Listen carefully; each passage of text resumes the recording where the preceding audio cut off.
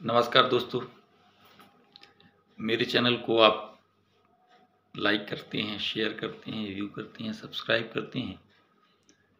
मैं आभारी हूँ आपका। और मेरे चैनल को लाइक करें, शेयर करें, सब्सक्राइब करें, जो इस रुचि के जिन विषयों पे हम अभी बात कर रहे हैं। तो अभी 5 राज्यों के चुनाव संपन्न हुए। आगे आने वाले समय में लोकसभा के भी चुनाव होंगे। उसमें जो विश्लेषण हुए थे या जो एग्जिट पोल सर्वेज आए थे, उन पर हमने चर्चाएं की। मतदान कक्ष, मतगणना कक्ष की क्या गतिविधियां होती हैं और कैसे क्या वो होता है, उन सभी विषयों पे चर्चा हुई। और पिछले सप्ताह के वीडियो के बाद मैं आज ये वीडियो शेयर कर रहा हूँ। तो आज का जो विषय है, जो मतगणना हुई और जो रिजल्ट आए, उस विषय में काफ़ी वरिष्ठ पत्रकारों में या पार्टी के लोगों में उनकी प्रतिक्रिया में देखा गया कि ईवीएम पे ब्लेम किया गया है। देखिए, मैं एक विश्लेषक के तौर पे रहना चाहता हूँ और एक तटस्थ दृष्टा के तौर पे। तो जो भी सक्रिय राजनीतिक दल हैं, मैं सभी को ज़रूरी मानता हूँ। लोकतंत्र में बहुत से दल होना चाहिए और बहुत से विचार होना चाहिए। सभी के विचारों को और सभी को अपने अपने विचार रखने का एक स्थान होना चाहिए, प्लेटफॉर्म होना चाहिए, ऐसी मेरी मान्यता है। एकांगी समाज नहीं होना चाहिए। उसका पक्ष और विपक्ष दोनों जरूरी हैं, क्योंकि विपक्ष का ये कार्य है कि वो जो सरकार के नीतिगत निर्णय हैं, उन नीतियों में क्या कुछ कमी है और जो वो जनता के लिहाज से कैसे सही नहीं है या सही हैं, उस पर जनता को अवगत कराए और उचित तरीके से अपनी बात रखे। इसलिए विपक्ष का भी एक स्थान है लोकतंत्र में। तो मेरी अपनी विचारधारा कुछ भी हो सकती है। मैं किसी दल, क्योंकि हम सभी वोटर हैं और कुछ ना कुछ तो सभी की एक पसंद होती है, तो मेरी भी हो सकती है।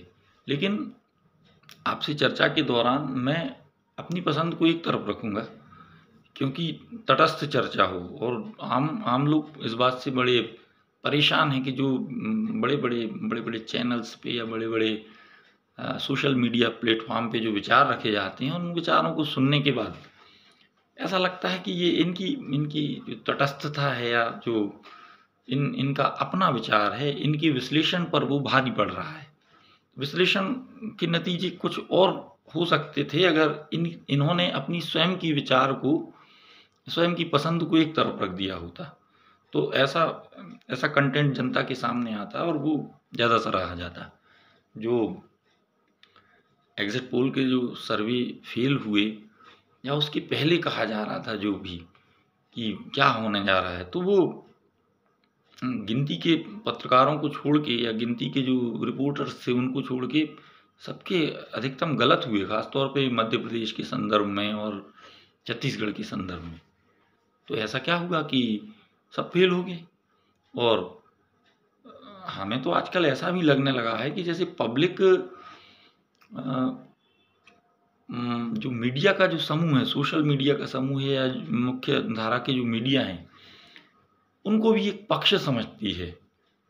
और देखिए, जैसे हम प्रश्न सुनते हैं, जैसे उन्होंने कहा कि हम अमुक को वोट देना चाहते हैं। वोटर से पूछा गया कि अमुक को वोट देना चाहते हैं, तो जो रिपोर्टर है वो एक साथ 3-4 प्रश्न उस व्यक्ति से करता है।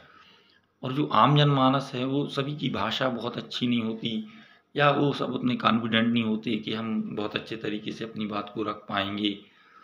तो उनको शब्द उनके पास नहीं होते, तो वो निरुत्तर हो जाते हैं। उससे ये अनुमान लगाते हैं कि वोटर के पास सही कारण नहीं है। उसके पास सही कारण है, उसके पास सही कारण है, लेकिन वो अभिव्यक्त नहीं कर पा रहा है, शब्दों का शब्द नहीं दे पा रहा है अपनी भावनाओं को। तो वो कैमरा देख के वो कहता है, नहीं साहब, हम तो आप जैसा कहेंगे हम वैसा करेंगे, ऐसा करता नहीं है वो।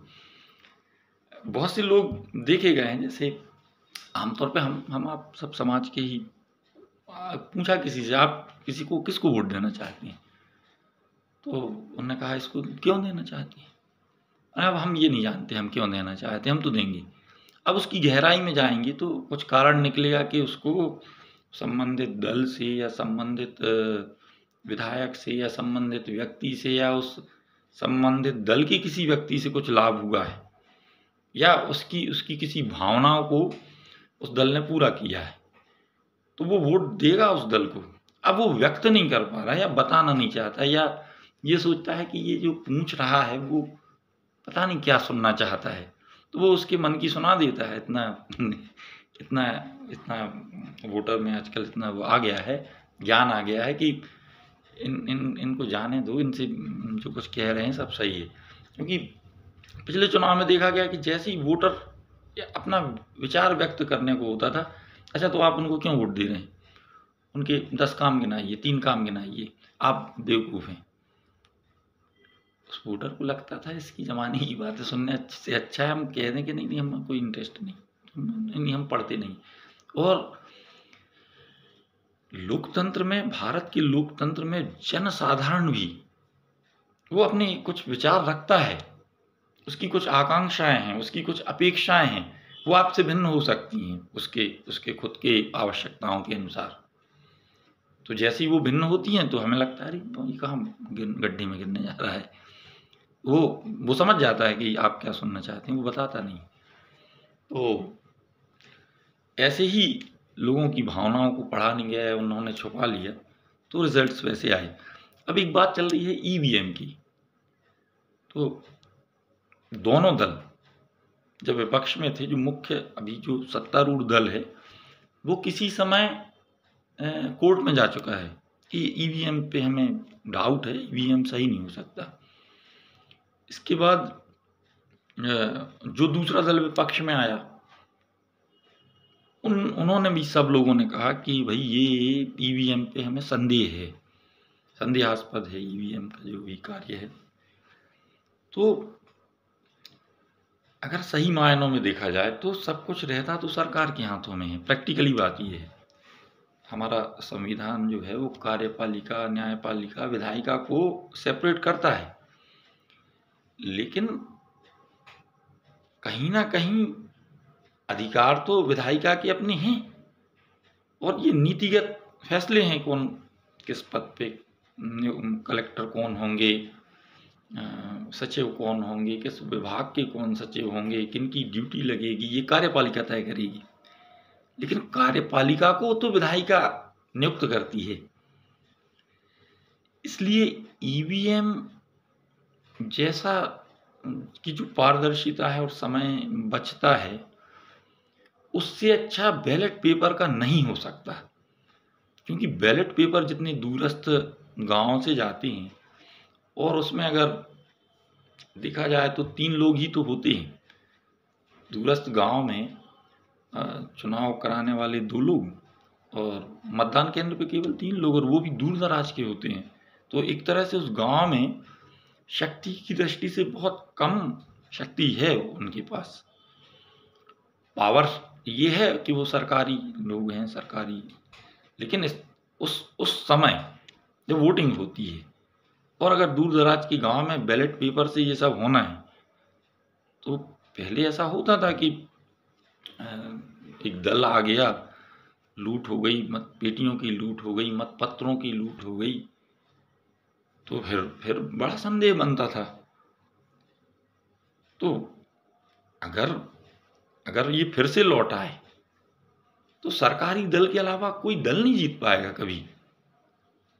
लोगों की जो अभिव्यक्ति है या उनके जो भाव हैं, वो तो फिर दूर दराज के क्षेत्रों में जानबूझ के इस तरह का किया जा सकता है कि भाई व्यवस्थाएं कम कर दी जाए जहाँ जिसका वो है, और इसमें जिसके पास शक्ति होगी, वो शक्तिशाली जो भी रहेगा, वो ज़्यादा उसकी जीतने की संभावना होगी, उसका वो अपना कार्य अधिक तरीके से कर लेगा, क्योंकि वो शक्ति का दुरुपयोग करने की एक आशंका वहाँ होगी।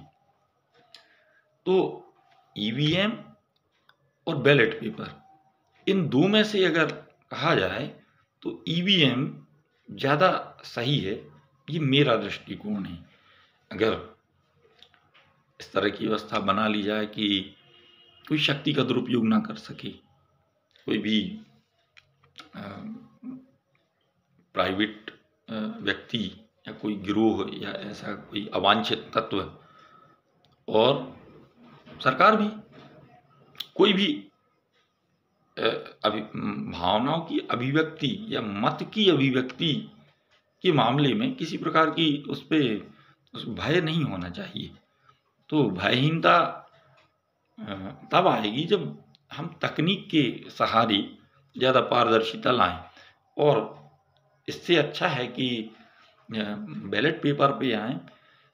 यहाँ जो शंकाएं हैं उन्हीं को तकनीकी रूप से उसका समाधान खोजा जाए वैज्ञानिक तरीके से, वो ज़्यादा बेहतर होगा, बजाय इसके कि हम उस युग में जाएं जहाँ छोटे छोटे थे समाचार सुनते थे कि पेटी लूट ली गई, मतदान के बाद पेटी लूट ली गई, रास्ते में कोई घटना घटित हो गई, या मतदान केंद्र पे बंदूक अड़ा के वोट दला लिए गए, पुनर्मतदान कराना पड़ा, बस ये सब होता रहा है। तो इस मामले में मैं कहूँगा कि ऐसा किया जाए। और जल्द ही आपने चैनल को लाइक नहीं किया है तो कृपया लाइक कर दें। जल्द ही मैं एक सीरीज़ शुरू करने वाला हूँ, जो आपके साथ आपके जो 8वीं कक्षा के सोशल साइंस के विद्यार्थी हैं, बच्चे हैं, उनके लिए बड़ा लाभदायक रहेगा। हमारे ये विषय जो हमें बड़ा परेशान कर देते हैं कि बहुत बड़े होने तक हमें मालूम नहीं रहता कि उपराष्ट्रपति का चुनाव कैसे होता है, वोटों की गणना कैसे होती है, कौन उसमें वोट कर सकता है, ये राज्यसभा के सदस्य कैसे चुने जाते हैं, क्या हैं ये राष्ट्रपति पद पे जो चुनाव होते हैं राष्ट्रपति पद के लिए, तो उनमें कौन वोट करता है, क्या कैसे होता है। तो ये बहुत बहुत बड़े तक होने तक हमें भी जानकारी नहीं रहती। हमारी जो मानसिकता है वो थोड़ी सी ऐसी रही है सबकी, हमारी आपकी, कि गणित और विज्ञान बहुत सही विषय हैं, और आर्ट्स तो ऐसा है कि याद कर लेंगे हो जाएगा, लेकिन राजनीति शास्त्र, इतिहास, हिंदी साहित्य, इंग्लिश का साहित्य, लिटरेचर और कानून, ये सब तो आर्ट्स के विषय हैं। ये इसलिए इसको कम करके नहीं आंकना चाहिए। और मैं एक संभवतः कल या परसों से मैं एक सीरीज़ चालू करूँगा, क्योंकि ये क्लास 6, 7 और 8 के सोशल साइंस में ये है, राजनीति के विषय में, तो वो बच्चों के लिए भी उपयोगी होगा। और मैं पूरी कोशिश करूँगा कि वो उस कक्षा के जो विद्यार्थी हैं, कक्षा जैसे 8वीं से मैं स्टार्ट कर रहा हूँ, हमें एक पार्लियामेंट की आवश्यकता क्या है, विपक्ष का क्या रोल है, लॉ कैसे बनाए जाते हैं, तो इन विषयों पे मैं कल पूरा प्रयास हुआ कि कल से सीरीज़ आएगी ये पूरी, और वो बच्चों के लिए तो काफ़ी उपयोगी होने वाली है, और हम सब भी आप भी उसका आनंद ले सकते हैं। तो मैं आशा करता हूँ कि मेरे चैनल को अधिक से अधिक लाइक करेंगे, सब्सक्राइब करेंगे, शेयर करेंगे और व्यू करेंगे। इन्हीं आशाओं के साथ मैं आपका धन्यवाद करता हूँ देखने के लिए। लाइक करें, शेयर करें, सब्सक्राइब करें। धन्यवाद।